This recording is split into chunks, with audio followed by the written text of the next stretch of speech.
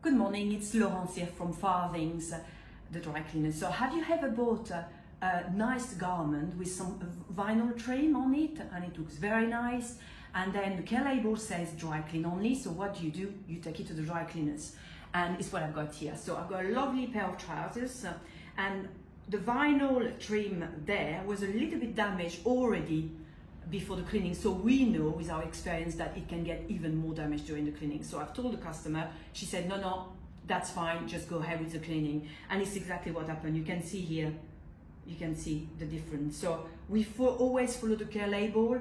The manufacturer of the garment should have not said dry clean only, because we've done exactly what they said. They should test the fabric, and they should not say it's dry clean only if that happens. But I thought I would let you know it's important, and if you got any questions, come and see us in Trumpington or in Cambridge. Thank you and have a lovely day. Bye.